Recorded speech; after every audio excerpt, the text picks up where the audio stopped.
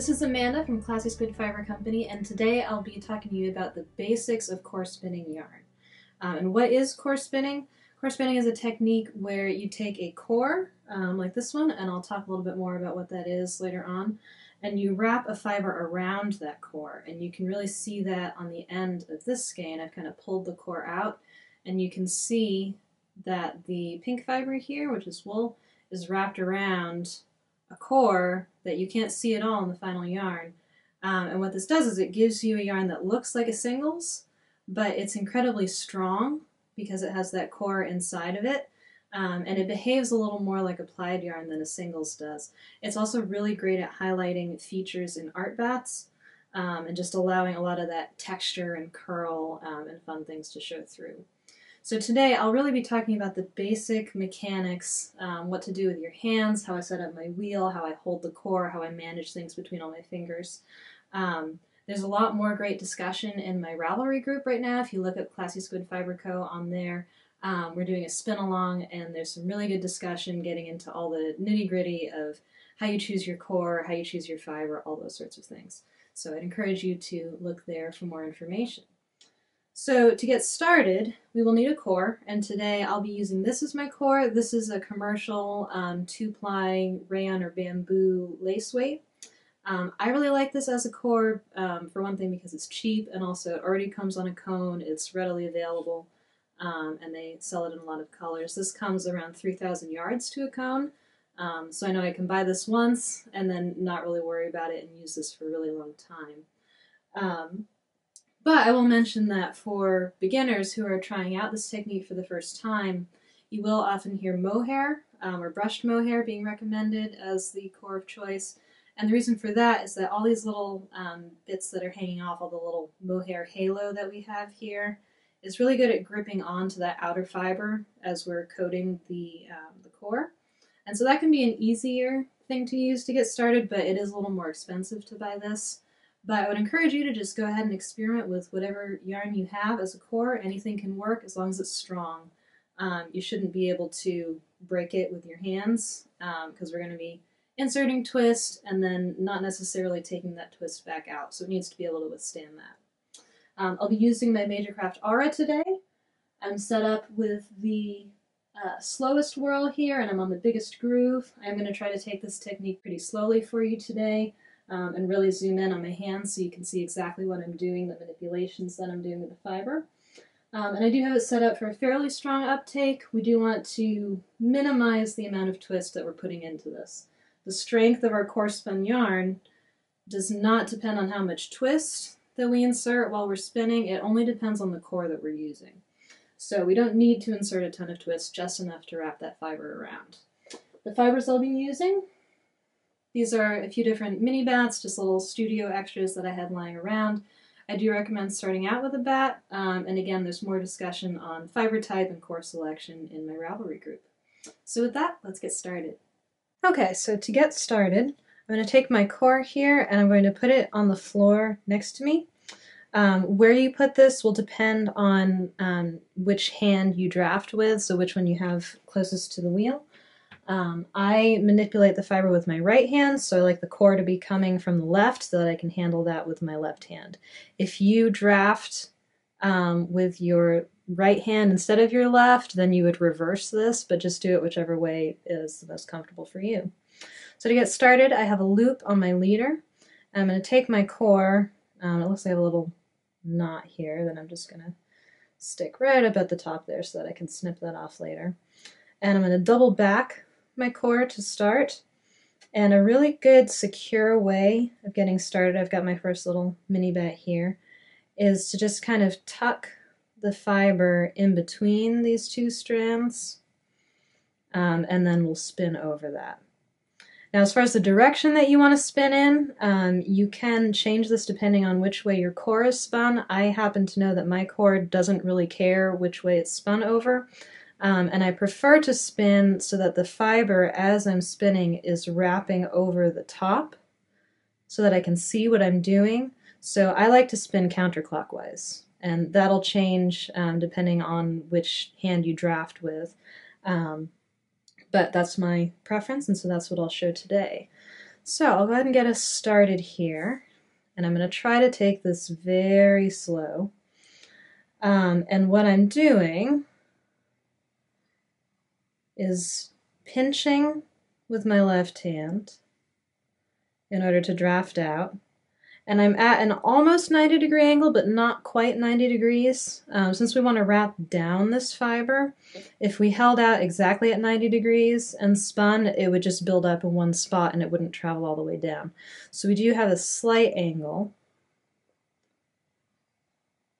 And with the left hand, I'm always holding the core, so I don't want to let go of this because then it would just get swooped up right back into my wheel.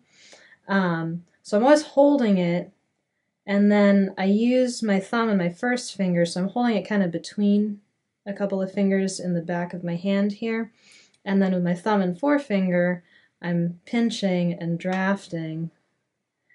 And then I sometimes, depending on the effect that I'm going for, I may hold my first finger up against it as it's turning like this. And what that does is it helps to kind of bundle down that fiber. So if I don't do that, if I just let go and let this wrap on,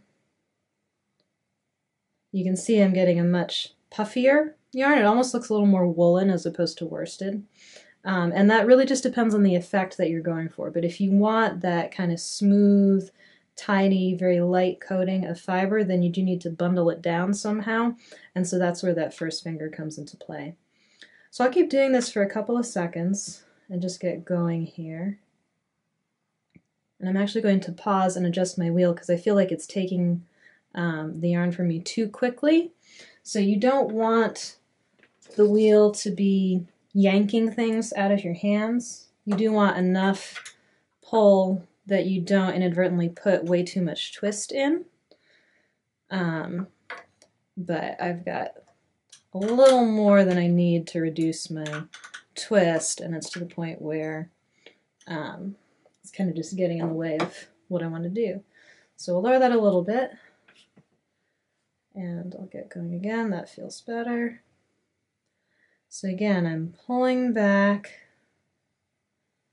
allowing the twist to travel in, keeping my finger there to help bundle the fiber onto the core and keep it tidy and neat. And I can just keep going this way. And you can adjust your diameter by drafting in more fiber. So I'm drafting in a pretty light coating. But if I get into my supply a little more here, I can thicken this up by just increasing the amount of fiber that I'm pulling when I draft. Now the one thing I'll say there is that one of the really great benefits of core spinning is that if you have a really cool bat that you really want to highlight, by doing a core spinning technique, you're really keeping all of that fancy art bat right on the top. None of it's getting trapped on the inside of your yarn, and so you're kind of maximizing the bang for your buck there. And if you put on if you take a thin core like this is a lace weight. If you take a thin core like that and you start putting on, you know, just gobs and gobs of wool on top of it, then you're kind of in the same place you were before, where a whole lot of this bat is trapped inside of this tube. And so what I would recommend, it's all about the type of yarn that you want to create. So this yarn here, you can't feel it through the screen, but it's very puffy. So I don't know if you can kind of see that I can squish this down. This is not very solid. Whereas, if I keep going here and do some more like I was doing before, just to compare. So if I pull out these two different lengths, this part here feels pretty firm, it's solid. The yarn on the wool on the outside is not going to slide around and go anywhere. This stuff here is very puffy, and if I tug on it, I can kind of slide this up and down because it's on there so loosely and there's so much of it. So I really recommend, if you're aiming for a thicker diameter like this, to increase the size of your core. And that gets back to that pink yarn that I showed in the intro where I wrapped around 2 worsted weight yarns held together as the core in order to get a yarn this thick. And that'll really give you a better hand. So I'll line this back on here. Things to keep in mind. So as with any singles technique or other technique where we're only going through the yarn once, there is a danger here that we're going to end up with a whole lot of twist. Now, one way to get around that is to do what I'm doing here and just spinning with a really low ratio, going very slowly with my feet, but keeping my hands moving relatively fast. Some people, I've heard it said that you should spin as close to your orifice as possible. I find that awkward and I don't feel like it gives me good control. It's okay to spin back from your orifice. I like to spin kind of about here, just because that ergonomically is comfortable for me. But you do want to keep an eye, just that you're not building up a ton of twist. Now if I stop and look at what I've made here, I will find that this will spin back on itself. But I can see that when it does that, this is not a super tight, kinky twist, so I'm not super worried about that. This often will wash out when you wet set your yarns, and to set, I simply wash these like any other yarn. I dunk them in a bowl of warm water with some eucalyptus, let it sit for a little while, take it out, give it a little snap, and that's really all there is to it. So you don't have to be too concerned about this twist, but this is also where sampling is your friend, and so give it a try, you know, spin a little bit, take it off, wash it, see what happens. If you like that amount of twist, and it evens out for you and it feels comfortable to work with for your end project, then that's great. You can, if the level of twist is a problem for you, what you can do is take your core and just run your core straight through your wheel in the opposite direction than what you intend to core spin. And so then you'll have your core on a bobbin and you would put that on a lazy Kate instead of spinning directly off of the cone. And then when you do your core spinning, the 2 different amounts of twist will counterbalance each other.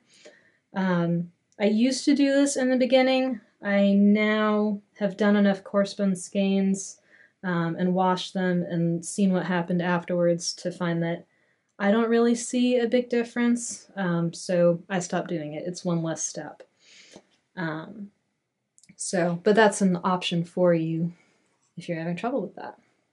Another check that you can do for twist to see if you've got too much building up is to just go ahead and stop your feet and keep drafting and see how far back you can go. So in this case, I'm okay. I couldn't go back very far, and this is pretty loosely on there, so I'm actually going to add some more twist. But if I go crazy with treadling here and just start building up a lot of twist into what I've got in front of my hands here, then when I stop, this amount of kinkiness I am concerned about. So what I can do is just keep drafting, keep pulling this back until I get to a point where it doesn't want to go anymore. And then at that point, I've taken some of that twist out, and this is a little more well behaved. And at that point, you may want to just hand wind it on in order to not introduce any further twist than what you had when you started. So that's another little tip that you can use. Now, as you're spinning your corespun, one thing that you will need to know how to do is how to join up when you reach the end of your bat, or if your bat breaks off. So I'm just going to break this here. And we're spinning, and then, oh, I'm out of fiber. So to lay it back on, what you want to do is overlap these. And I've seen people overlap with your new fiber on the top or with the new fiber underneath. I kind of like to put the new fiber underneath, but it's really doesn't matter. But you just kind of overlap them a little bit, draft them together, and then as you continue core spinning, there's the join spot right there. Both of those ends are trapped in. And I'll actually demonstrate using a different color here. So I will break off my blue, grab my little Icelandic Dreams piece here, and so I would just put this underneath there, kind of draft this out a little bit so it's not too thick. And now, as I spin, the blue that I started with is kind of trapping that orange underneath, so that by the time I get to where it's just the orange showing through, that's really solidly on there. So that's how you make a join when you're core spinning.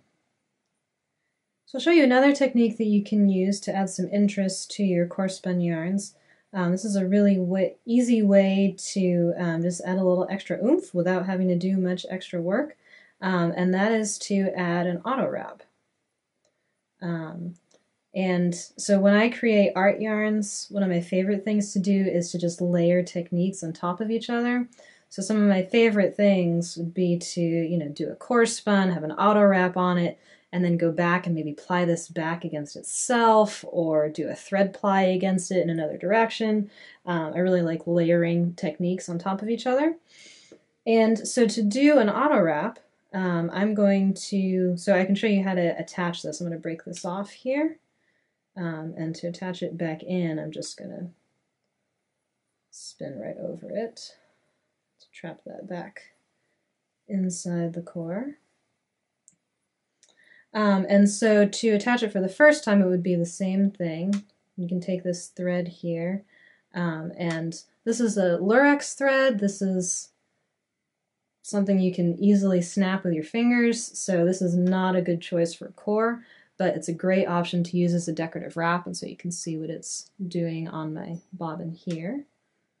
Oops. And so to attach that, you could attach it at the start with your core, or if you're going along and you decide you want to add it to a section, you can just put it next to your core and core spin right over it. And just do that for a couple of inches. And now that's attached, and now what we can do, I'm just going to detangle this here. And now what we can do is just pull that out of the drafting area, draft past it, and then just let it do its wrapping. And this is the great thing about an auto wrap, is that you don't have to do anything. It does the work for you. One thing you do have to be careful of if you have an open orifice like I do, is that what can tend to happen, so if I change my position here, what can happen, depending on how you have your threads set up, let's see if I can make it go. Yeah, so what can happen is your twisting starts happening inside of your orifice, and what may end up happening is that this gets all wrapped around and tangles you up, and that would be a bad thing. So what you want to make sure you're doing if you have an open orifice is to keep yourself angled downwards away from the orifice. That'll naturally let gravity pull the wrap back towards you. And you can also make sure that your wrapping thread is positioned behind you, further away than the core. You do want to make sure you don't get them tangled up, but they shouldn't really be fighting with each other too much. But if you keep this back, then it's going to be drawing from over here, you're tilting it down, and all of those factors together will help your auto wrap to stay a little more orderly while you're working. And then the wonderful thing about that is that it will wrap around on its own without me tending to it, and it'll give some really pretty random effects without always being completely even. So another thing that I'll show you how to do here is how to trap locks within your core spinning. This is another fun way to add just another little textural element. And so I've got some Cotswold locks that I've separated out from the bunch here, and I've just laid them out on my legs so that they're ready to go when I need them. And so what I'll do, oops, give it a little more space here. So what I'll do is I'll just take the cut end of the lock, which is fuzzy, and I'll stick that right underneath the fiber that I'm wrapping with. And as I wrap around, I can kind of move the lock around to manipulate how it appears in the yarn. So I can spin over it a little bit and then let that tip stick out. And that's one way of trapping it. Or another option is I'll take this one and I'll insert it the same way. I'll just tuck the tip under there and give it a little bit of a spin to get it attached. And at this point, now that it's attached, this is pretty secure. This is not going to go anywhere. And so if I want, now I have to be careful of this wrapping thread because that'll get caught on it. So I can move that around. But if I want, I can just go ahead and let that tip hang out, or I can let it hang out for a little while and then bring it back and say, oh, you know, I'm going to trap just a little piece of it right there and just allow the fiber to wrap over it and then go past it again. And now it's got some space to breathe, but it's still trapped pretty well in there.